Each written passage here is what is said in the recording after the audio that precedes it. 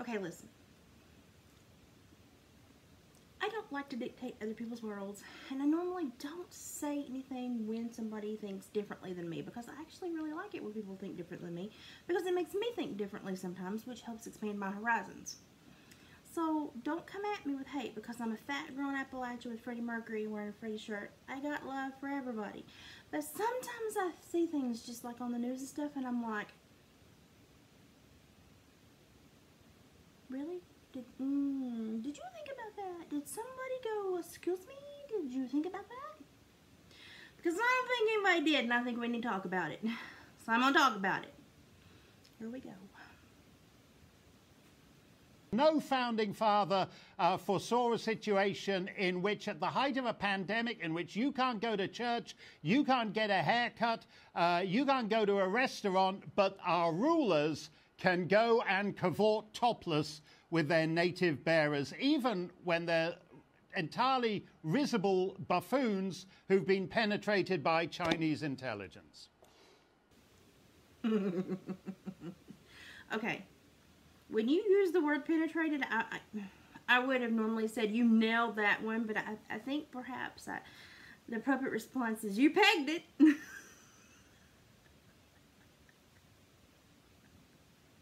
I just thought this was funny. One of the stupidest things I have seen on the internet in the last few days has been the San Francisco Gay Men's Choir singing the song that has caused quite a stir. I don't care who you are, who you sing, what kind of plumbing you got downstairs, what you do behind closed doors. I don't care. I don't care. I love everybody. And I specifically have love for the demographic that are gay, bi, whatever you want to throw in there. Because I find most of them very endearing and sweet. And I love them. And I have so many close friends. And I'm like, I don't know what I'd do without you. But I gotta call these people out. Who in their right freaking mind thought this was a good idea? Who? For people that are, you know, you've made your stamp on the earth and you found your place and you're starting to be accepted and you're starting to get these rights and stuff that you wanted for so long by saying, I'm just like you, I just want to live a life like you. I'm not here to hurt anybody. I'm not here after anybody. I'm not going to try to turn your children into something that you're trying to raise them not to be. I'm just trying to be me. And so you made some headway with that, and we're all like, good. And then some idiot wrote this song and thought it would be a good idea to sing it. You think that we'll corrupt your kids if our agenda goes unchecked? Funny, just this once, you're correct. We'll convert your children. You have registered sex offenders in your choir that were singing in that song. You will barely notice it. So let me get this right. You have a group of guys, screw the sexuality, let's take that out, that are singing a song saying that we're coming for your children. We're coming for them. No, yeah, you heard that. You heard that. I mean, you know, sometimes it's better to just keep your mouth shut than open it and remove all doubt that somebody's fears were probably better placed and seated in realistic tendencies than they previously thought. Because I'm sure, as with every demographic, there are bad people within that demographic. Don't let them write a song and sing it on the goddamn internet. Sometimes you just need to keep your mouth shut, no matter how proud you are of who you are and what you are and how you put your britches on in the morning. Sometimes it's just best to be proud in here and not let it come out here. You know, we all know that motor runs, but we don't necessarily want to hear it backfire.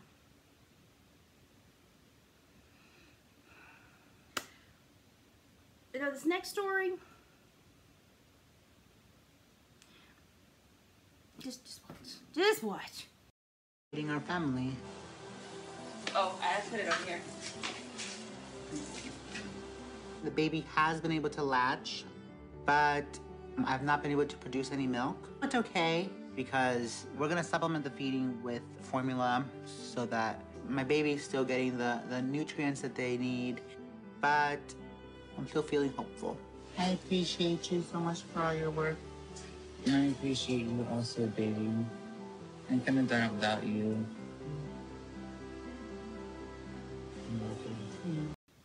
Listen, once again, I try not to dictate anyone's world. It's your world, you live it. Go about your business. But that is a man that transitioned to a woman trying to breastfeed a baby.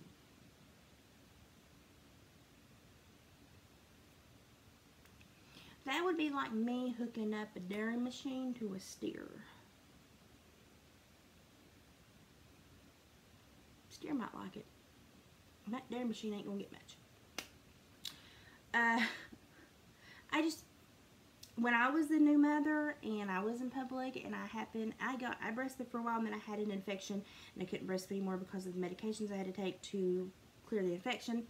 When I had that bottle in public and it tipped, if I was doing 5,000 things trying to hold that bottle and fill out a doctor paperwork or wipe the nose of the other child, or if that bottle tipped and that baby sucked air just for a momentary lapse, I would have 5 or more women descend upon me and tell me that I had just introduced air into my baby's bowels and gut and it was going to cause horrendous pain and I should be more careful about what I'm doing because I'm causing my baby pain.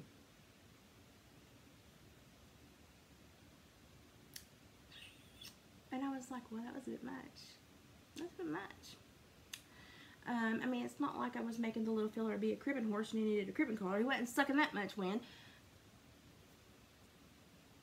But watching this, I understand some of the motivation they had behind their behavior, because without dangerous drugs or experimental drugs and medications and hormones, there's going to be no milk production there. None whatsoever. It doesn't matter how long you leave that kid clamped on that teeth.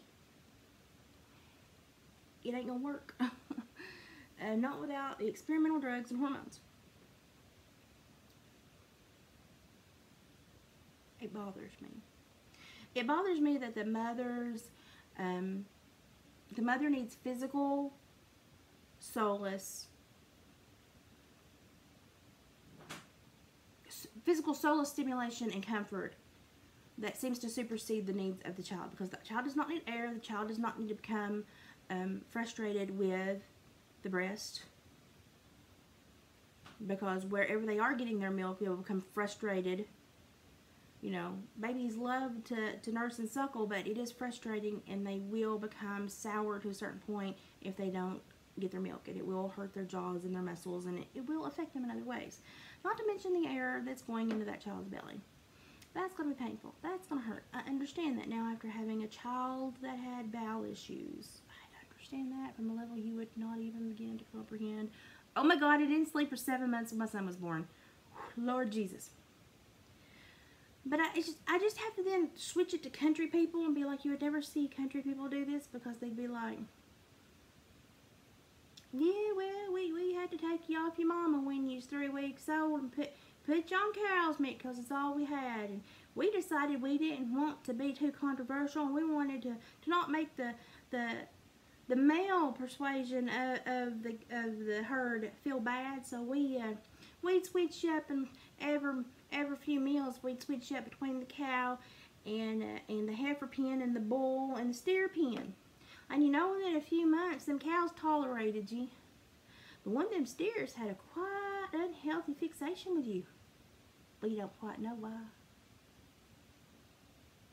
I mean, if somebody from the country was to say something like that, it would be like, you're a moron. You're so stupid you don't understand this. Well, let me, someone from Appalachia who tends to embrace everybody, let me say that when I first saw this, it bothered me.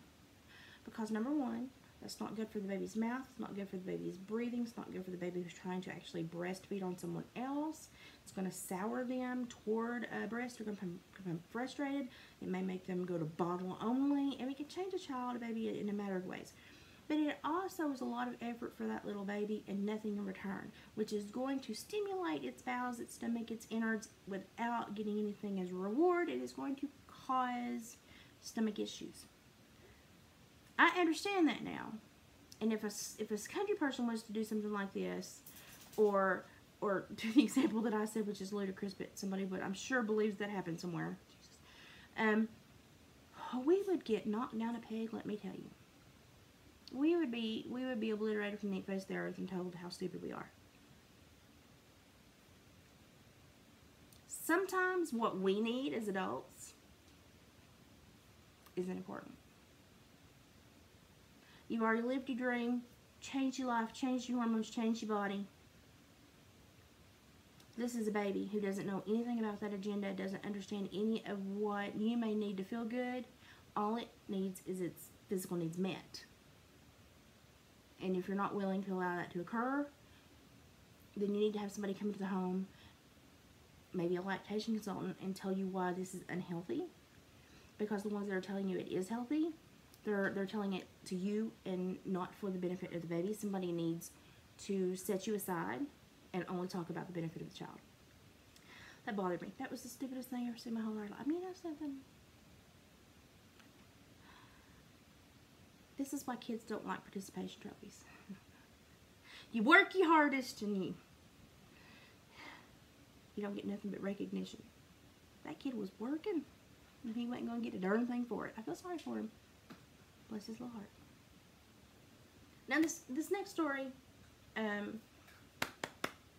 is Kamala, and I have so many names for her I will not interject them here because they're not nice. But this next story is about Kamala, so watch this.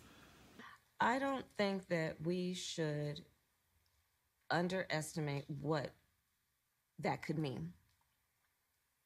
Because in some people's mind, that means, well, you're going to have to Xerox or photocopy your ID to send it in to prove you are who you are.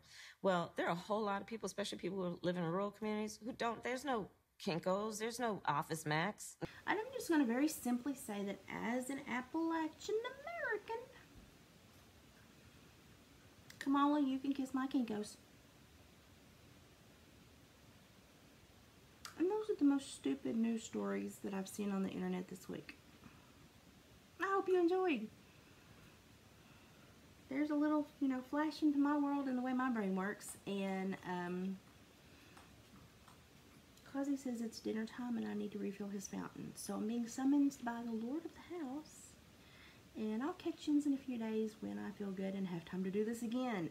Perhaps my hairdo will be completed then because we're still not there. There's still more coming. Y'all just wait. It's going to be really wild. Mama Liz out.